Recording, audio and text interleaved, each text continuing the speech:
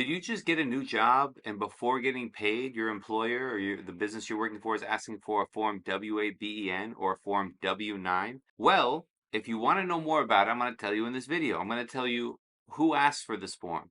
What's the purpose of this form? What happens if you complete the form incorrectly? I'm going to briefly go on how to complete it, and then I'm going to tell you a story about a client who completed the form the same way and had a different result and how this impacted him from a tax perspective. And then I'm going to tell you another story about another client who completed it the wrong way and paid way more taxes than he should have and created a whole mess just because he completed this form incorrectly. Let's look at the form W-8BEN and let's say who's going to ask for it. I would bring the form up on my screen. I'll split the screen. But the form W-8BEN is a certificate of foreign status of beneficial owner for United States tax withholding and reporting. The people asking for this form, the W-8BEN, the W-9, the W-8BENE, these forms are just to certify the tax status of a person who's receiving a payment. So the people asking for this is going to be a U.S. payor. So if I have a U.S. company, especially a U.S. company paying taxes, I'm going to ask for this form before I pay people, just to certify their tax status. And from my perspective as a U.S. business owner, when I hire a new contractor, I ask for this form. I ask for the W-8BEN or the W-9 so they can tell me their tax status. And if they give me a W-9, I can give them a form 1099 at the end of the year telling the IRS how much I paid that person. Now, if I get a W-8BEN, I don't have to give them a 1099 because I can't. And I also don't have to withhold any taxes because they're performing services outside of the US. So from my perspective, that's the difference for me as a US business owner. And that's the person who's going to be asking for this form. Generally, people are going to ask for a W-9, but this is the equivalent for a foreign person. Now, who completes it is the foreign person. So in the W-8BEN stance, you can see who shouldn't use the form. It's really for an individual, a person, if someone's paying, let's say, Juan Carlos, or a foreign-owned single-member LLC. So if Juan Carlos, who lives in Argentina, is getting paid directly, he would complete the W-8BEN. Or if he's investing in a brokerage account, he would complete the W-8BEN. Or if he has a single-member LLC, if he has an LLC that just he owns, he would also complete the W-8BEN. Now, if it's a multi-member LLC, where there's Juan Carlos and his cousin Fred, then they would have a W-9. It would be a multi-member LLC. And if it's a foreign-owned LLC, if Juan Carlos has a company in Argentina that has an LLC, it would be a W-8BEN-E for entity. But again, for this video, we're going to talk about the W-8BENE and where it matters most. So this form, again, to wrap up that point, is completed by an individual or a foreign-owned single-member LLC, and it's a very simple one-page form. Why is this form important? The form is important because if you give the wrong form to someone who's paying you, then it's going to create different problems. So for a payor, if a client of mine gives me a W-9 and I'm paying them, then I'm going to issue a 1099 to the IRS, and the IRS is going to expect the tax return. You don't want the IRS to expect the tax return when you're not going to file one because you're not required to.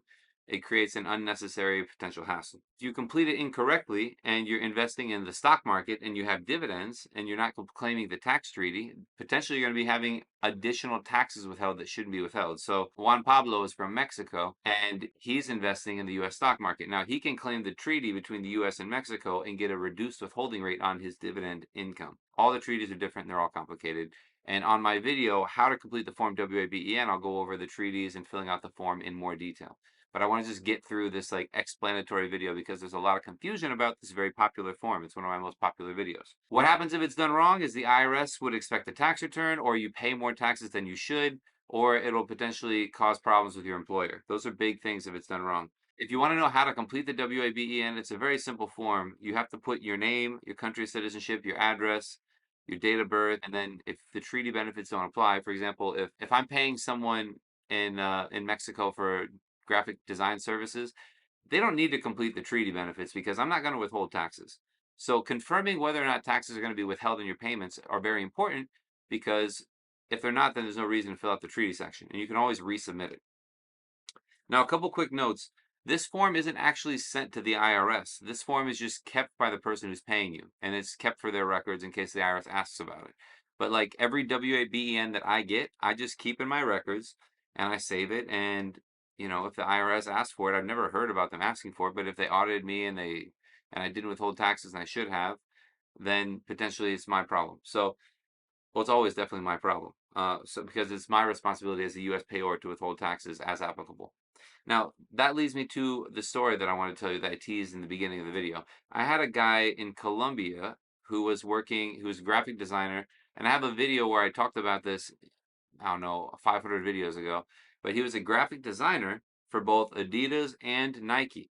He had an LLC and he gave a W-8BEN to Adidas and to Nike. He was doing the exact same services for two different shoe companies. One of the companies took his W-8BEN and decided that he was subject to withholding and withheld 30% on his pay. The other company didn't. He was more incentivized to do more work for the company that wasn't withholding taxes. But at the end of the day, the reason I'm telling you is because we are required as U.S. taxpayers to ask for these W-8BEN forms. There's very little clear guidance on when and how the taxes should be withheld. Yes, how the taxes should be withheld is on a form 1042, and we should get different information and file it in that series of forms, but it's very uncommon, and it's most common for tax to be withheld on investments, on brokerage statements when you're investing in dividend stocks, but payments for services really shouldn't have withholding on them. You go to look up what's FDAP income, FDAP income on the IRS website. It determines the fixed, determinable, annual, or periodic income. That's the income. Those are the items that are actually subject to withholding when paid to non-residents. And that's going to primarily be compensation for work performed in the United States, dividends on U.S. stock, interest on like personal loans, not like portfolio interest, not interest from a bank account, rental income from a U.S. rental property, and that's unless you give a W-8 ECI or another statement showing that you are going to pay tax on it, and royalties, which is a big one when you're selling books or if you have a YouTube channel and you're getting revenues from a U.S. audience. Now, if you need help completing the form, it's a pretty simple form, and you can click the link below and go to the video. If you're having issues with taxes that are being withheld when they shouldn't be, I encourage you to schedule a call with me and the team. And if you want help creating an LLC, opening up bank accounts, and just growing your business in general, doing tax filing, staying compliant, getting money back when you paid taxes and you shouldn't have paid taxes, or just getting stuff reviewed, you can schedule a call at jamesbakercpa.com/schedule. And I'll see you on the next video. Hopefully this was helpful. Please comment if you have other questions or I missed anything. Thank you. See you later.